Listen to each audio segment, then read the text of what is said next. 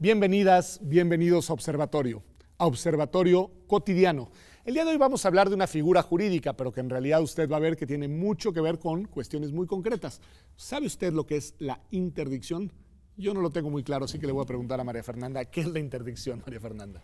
Bueno, pues la interdicción es, cuando nosotros nos volvemos adultos, mayores de edad, 18 años, tenemos esta capacidad de nosotros mismos firmar nuestros contratos, firmar el contrato del banco, poder rentar una casa por nosotros mismos, comprar un coche, todos estos actos jurídicos que ya podemos hacer solos cuando somos mayores de edad. Digamos, para algunas personas está restringido de acuerdo con la ley, y eso es un ejemplo, los menores de edad, ¿no? Cuando tienes menos de 18 años. Y los otros ejemplos es, hasta ahorita el Código Civil establece ahí unas figuras, por ejemplo, para las personas que no pueden gobernarse por sí mismas, y a esas personas se les inicia un juicio. Ese juicio se llama interdicción, juicio de interdicción. Y ahí es cuando te declaran que no puedes celebrar estos actos por ti mismo y entonces necesitas un tutor. Ese tutor es quien va a tomar las decisiones por ti. Y va a haber otra figura que se llama curador, que se supone que supervise al tutor las decisiones que toma. Entonces, digamos que la interdicción es cuando te quitan el permiso para tú decidir por ti mismo, aunque ya seas mayor de edad, ¿no? Oh, interesante. Y entonces alguien decide por ti y alguien supervisa a quien decide por ti. Exacto. A ver, Guadalupe, ejemplos concretos, es decir, casos concretos. O sea, ejemplo de quiénes se podrían encontrar, ya nos dijo María Fernanda, los menores de edad, bueno, pues están en una permanente interdicción hasta que son mayores de edad para algunas cosas, pero en el caso ya de los mayores de edad, ejemplos concretos para que el auditorio pueda entender quién se podría encontrar en esa situación. Mira, por ejemplo, una persona que tiene un diagnóstico de esquizofrenia o de trastorno bipolar o de síndrome de Down, serían candidatos así definidos por la ley para estar en este régimen. Ahora, la cosa importante es que la interdicción en sí misma la tiene que declarar un juez. Un juez. Pero aunque no la declare un juez, si tú tienes un diagnóstico de esquizofrenia o de trastorno bipolar o tienes síndrome de Down, entonces es muy probable que cuando acudas a tener un servicio, por ejemplo, en el Seguro Social, para hacer trámites, es muy probable que te pidan que vaya tu tutor contigo, aunque no tengas un procedimiento de interdicción. Porque naturalmente pensamos que hay ciertas personas que por una condición no pueden actuar por sí mismas como todos los demás. A ver, me parece muy interesante esto que dice María Fernanda por un punto que también yo creo que para el auditorio es interesante. Hay, en este caso, supuestos que son más evidentes que otros. ¿Qué quiero decir? Probablemente una persona con un trastorno bipolar, ¿no? Puede acudir a un banco y abrir una cuenta de banco y nadie se va a percatar de que hay un problema ahí que probablemente requeriría de una tutoría. Una persona, en cambio, con síndrome de Down, por sus rasgos fisonómicos, será más evidente que tiene una situación o una condición de vida en la que requiere un tutor. ¿Cómo se maneja eso, María Fernanda? Bueno, quienes te llevan al juicio de interdicción es familiares, ¿no? Okay. Entonces los familiares son quienes le piden al juez la intervención, ¿no? Nada más, bueno, ahorita lo que nos gustaría platicar es este tema sobre si se requiere o no se requiere, qué dice ahora las otras normas, ¿no? Pero ve caminando por ahí, si quieres venos diciendo por ahí. Perfecto. O sea, es un familiar el que acude a un juez y dice necesito que a Pedro Salazar lo interdicte. Es algo que se llama jurisdicción voluntaria, ¿no? Okay. En teoría van voluntariamente para lo que nosotros, las personas que están interdictas, nos dicen, yo no fui. Okay. Yo no fui voluntariamente a ningún lado a que me quitaran mi capacidad jurídica, mi derecho a decidir, vamos a decir. Es muy común que suceda eso, que digan, fue mi familia la que de repente decidió. Exacto. Okay. Eso es lo que normalmente pasa, ¿no? Van los papás, los hermanos, como con una preocupación, ¿no? De protección, y les dicen... Que puede ser genuina, legítima y de buena voluntad. Totalmente, o sea, pero esa es la recomendación, ¿no? Si tú quieres proteger a tu familiar, entonces ve a la interdicción, ¿no? Entonces van estas personas en algo que no es realmente un juicio, es una cosa muy rara. Tú vas con el juez, se inicia un procedimiento, van dos médicos, hacen un examen. Tienes que probar que hay condiciones o razones para que esa persona sea interdictada. Sí, bueno, eso de la prueba es todo un tema en sí mismo, ¿no? Pero sí, llevas en principio tu diagnóstico, bueno, tu familia lleva tu diagnóstico médico, y por otra parte va a haber dos pruebas de médicos alienistas, se llaman, que son psiquiatras normalmente, pueden ser psicólogos también, y ellos van a determinar cuál es su opinión respecto a si puedes tú decidir por ti mismo o no. y ya con eso el juez te va a determinar en estado de interdicción o no. Recientemente la Suprema Corte ha dicho que tienen que o tienen que preguntarle a la persona, ¿no? Darle esto que se llama el derecho de audiencia, dejarle hablar, dejarle opinar en ese juicio que se trata sobre su persona, sobre sí ¿no? mismo. Eso todavía no sucede en todos los juicios, pero ahorita es el criterio que la persona pues tiene derecho a opinar en este juicio, donde le van a quitar el permiso a decidir sobre su vida. O sea, tiene ¿no? la posibilidad de expresarse. Guadalupe, esa posibilidad a mí me suena, escuchando a María Fernanda, que es como un derecho fundamentalísimo el que te pregunten a ti si estás en condiciones de llevar tu vida por cuenta propia o si se requieres a alguien que tome las decisiones que van a recaer sobre tu existencia. Claro, creo que el tema es la pregunta que hace la ley y que los jueces traducen. El problema es que, o sea, yo voy a ser un poco más cruda que María Fernanda, pero la ley distingue dos tipos de entes regulados, las cosas y las personas. Pero estas personas que tienen estos diagnósticos están a la mitad según la ley y entonces son personas que insistimos en tratar como si fueran cosas. Entonces, por eso cuando los jueces dicen vamos a hacer este procedimiento que tiene una vocación protectora, es antiquísimo, pero pues hace 200 años yo puedo entender que en el Código de Napoleón hubiera esta preocupación, es en serio. No. Pero en este momento de la historia pues, ya podremos algo actualizarnos ha cambiado, un poco. Digamos, Sí. bueno, ojalá, sí. Y entonces la pregunta que hacen los jueces de si la persona se puede cuidar, pues no me parece una pregunta legal adecuada, porque pues, nos tendrían que preguntar a todos cuando cumplimos 18 años si nos podemos cuidar. Podemos cuidarnos por nosotros mismos. Y aquí en en confianza, momentos de crisis de la vida también te tienen que volver a preguntar, ¿y te estás pudiendo cuidar solita o solito? Aquí en confianza, yo a los 18 años, por supuesto que no me podía cuidar yo misma, ¿no? Entonces, ¿por qué a mí nadie me preguntó y a ellos sí les preguntamos? Entonces, este asunto de la prueba que decía María Fernanda, pues claro, según la ley hay un diagnóstico médico, de nuevo porque es una disciplina tan antigua como la nuestra, y entonces el diagnóstico médico se emplea como un parámetro para saber si la persona puede cuidarse a sí misma, digamos. Pero esa pregunta pues no es muy satisfactoria.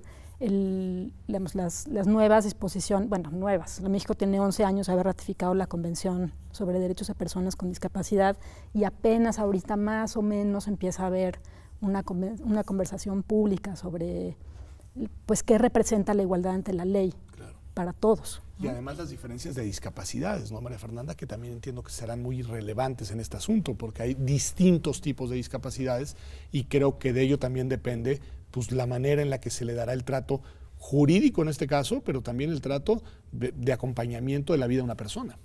Sí, bueno, justamente ese es un tema que todo el tiempo se aborda en las sentencias. Y lo interesante es que esta convención no habla sobre grados de discapacidad ni sobre tipos de discapacidad. No dice todos van a tener capacidad jurídica, todos tienen derecho a opinar sobre su propia vida y a decidir, no solamente a que se tome en cuenta como una opinión, sino a regir su propia vida. Y entonces lo que la convención dice, porque todos dicen, bueno, pero yo he visto personas más autónomas, menos autónomas. ¿Qué pasa? La intensidad de los apoyos, ¿no? Ahí entra una figura que la convención menciona, no sé, como 12 veces, en donde hay diferentes apoyos, pero prevé digamos, hay apoyos, por ejemplo, para la movilidad personal, que pueden ser desde apoyos tecnológicos hasta un perro guía, ¿no? Y hay otros apoyos, por ejemplo, para la vida independiente, ¿no? Entonces, hay asistencia personal también, que tiene que ver más con las actividades cotidianas, desde bañarse, a lo mejor ayudarle a cocinar, ¿no? Depende ahí la autonomía de la persona. Y hay otros apoyos que son específicamente para el ejercicio de la capacidad jurídica.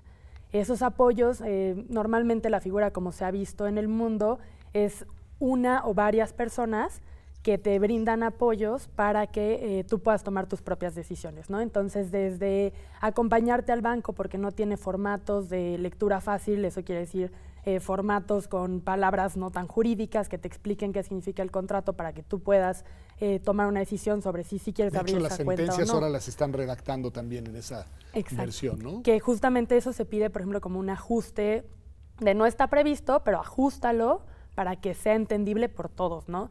Que al final es lo que decimos, sobre derechos de personas con discapacidad, no solamente le das acceso a personas con discapacidad, en realidad le das acceso a todo mundo cuando tú haces entendibles las sentencias en palabras no de abogados, ¿no?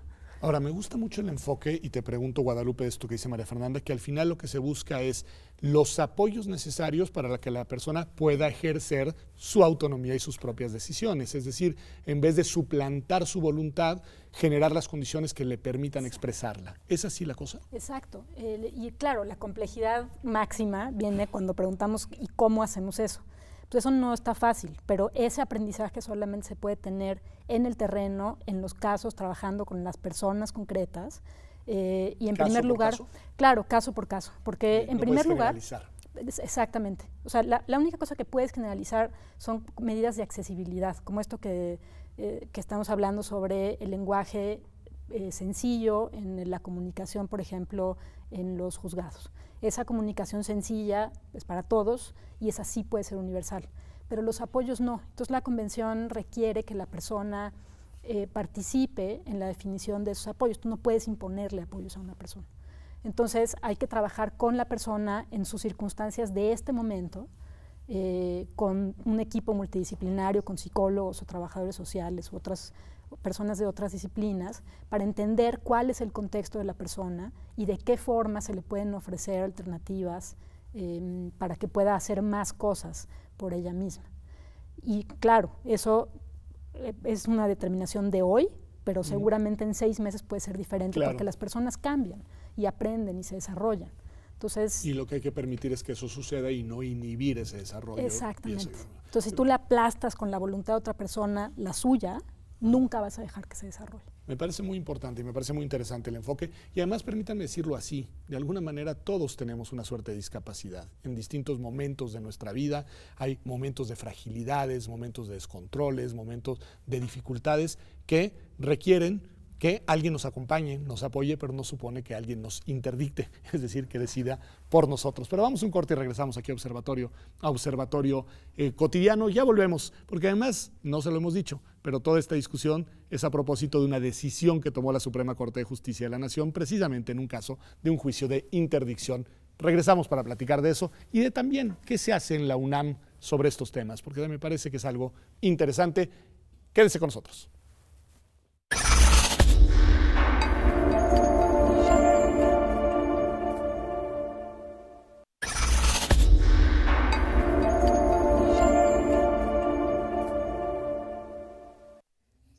Ya estamos de vuelta aquí en Observatorio Cotidiano, y estamos hablando de esta figura jurídica, la interdicción, que como usted ha visto, en realidad tiene que ver con nuestra vida, con la vida de muchas personas que requieren de distintos apoyos para tomar decisiones que les son fundamentales, pero que esperamos, y creo que eso es lo importante, que puedan tomarlas y no las tomen por ellos siempre que sea posible. Siempre que sea posible. Entiendo perfecto que eso no se puede pedir a una persona en ciertas circunstancias ni a una persona en una cierta edad, pero la Suprema Corte de Justicia ha tomado una decisión importante, Guadalupe, en ese sentido, o más bien ha delineado, digamos, una línea de argumentación interesante, y me gustaría que nos cuentes de qué va, cuál ha sido la postura del máximo tribunal, como le decimos los abogados, sobre este tema. Pues una vuelta de tuerca, Pedro, porque en 2013, hace 6 años, la Corte hablaba de que había que darle capacidad jurídica a las personas según su condición, o sea, una suerte de graduación en la forma como puedes ejercer tu voluntad. Pero ahora la primera sala pues básicamente cambió el criterio y propone que hay que darle acceso a la capacidad jurídica en igualdad de condiciones a todas las personas, porque el comité de expertos que interpreta la Convención de Derechos de Personas con Discapacidad pues ha sido muy clara en que la capacidad jurídica es para todos y que se tienen que poner al alcance de las personas estas herramientas como apoyos para que se interprete su voluntad y preferencias en todos los casos. Entonces, en este amparo en revisión 1368, 2015. Me encanta cómo hablamos los abogados. Sí, ¿verdad? Esto es un clarísimo. Es el número con el cual se clasifica el amparo, por si lo quieren buscar ustedes. En el internet, el 3 tiene versión de lectura fácil, muy bonita también para todo el público. Entonces, en ese amparo es el caso de una persona, un adulto, que, o sea, imagínate, primero lo sometieron a un estado de interdicción. Luego él se casó quería que su esposa fuera su tutriz, le anularon el matrimonio, le revocaron el nombramiento que él quería, o bueno, suponemos que él quería sobre que su esposa fuera su tutriz, y entonces él interpuso un amparo, porque aparte tenía un problema de una herencia, él quería heredar, y entonces tenía que intervenir la tutriz que el tribunal reconoció. Entonces, en el momento de proponer su amparo, él dijo, pues yo necesito ayuda para hacer, ¿no? Ahí venía una lista de 6 o 7 cosas que iban desde planchar su ropa hasta que le recuerden cómo llegar al médico o que le recuerden que tiene una cita médica. Son cosas que posiblemente él y sus abogados identificaron que en ese momento, hace 4 años, era lo que él necesitaba. Y entonces la Corte dice, sí tienes derecho a ejercer tu capacidad jurídica, y tienes derecho a que en el juzgado haya una resolución que dice que tienes capacidad jurídica y aparte acceso a estos apoyos para las actividades que tú señalas. Yo me imagino que cuando él vaya al juzgado, pues habrá que determinar, él tendrá que decir si quiere apoyo para esas mismas cosas o quiere apoyo para otras. Y la Corte tiene una expresión fabulosa y dice, tú puedes designar a una persona de tu confianza para que sea tu apoyo, y la puedes remover cuando tú quieras. O sea, es como cuando te nombran un abogado, tú nombras al abogado y si ya no te cayó bien, lo quitas. Si tú tienes a una persona de tu confianza hoy, tal vez ya luego no lo va a hacer y la puedes quitar, porque es tu vida. Me parece muy importante, y te pregunto, María Fernanda, porque es como darle el poder al sujeto, aunque se encuentre en una condición de discapacidad, el poder de tomar la decisión, y me entiendo, si lo que Guadalupe lo entendí bien, es abandonar la idea de que otros son los que van a gobernar tu vida y te dan la posibilidad de gobernarte a ti mismo. Claro. ¿Qué hay por ahí? Es que, a ver, imaginémonos, ¿no? Estás en una situación, o sea, sí tienes una condición, y por esa razón ya no te dejan decidir nada, ¿no? No te puedes casar, no decides dónde vas a vivir, no decides qué tratamiento médico recibes, no decides cómo gastar tu dinero. Nada. Nada, ¿no? O sea, tú ya no tienes poder de decidir nada. Entonces la Corte ha dicho, bueno, te vamos a dar chance de decidir algunas cosas, pero eso decimos los abogados, no, pues la Convención dice tú tienes que decidir todo, ¿no? Entonces, lo que nos tenemos que empezar a preguntar, porque claro, siempre la pregunta es, pero los dejamos desprotegidos, ¿no? Entonces, la pregunta es, ¿cómo hacemos que esos apoyos, pues sí funcionen verdaderamente, ¿no? Y generar esos apoyos no es fácil, ¿no? Nosotros, o sea, por ejemplo, en la clínica jurídica tenemos un equipo multidisciplinario, ¿no? Trabajadores sociales, psicólogos, comunicólogos, abogados, y entonces se tiene que hacer todo un plan de trabajo. No es que llegues con la persona y le digas, oye, cuéntame, ¿tú qué apoyos necesitas? No, pues yo apoyos no, gracias, porque es más, cada vez que me dicen apoyos me mandan a internar a un hospital psiquiátrico. Yo no quiero ningún apoyo, gracias, ¿no? Entonces es una construcción para empezar de la confianza y después de una toma de decisiones progresiva.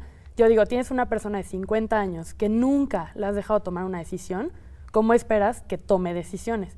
Pero sí tenemos que darles el derecho a decidir mañana, ¿no? O sea, o bueno, hoy, ¿no? No en 2 años. A ver, me parece interesantísimo esto que dice María Fernanda, y además celebro que lleven estos casos en la clínica y acá desde la UNAM, pero hay en algún momento, las escucho, y hay como un supuesto de que todos tenemos una red de afectos o de familia o de algo que va a velar por nosotros.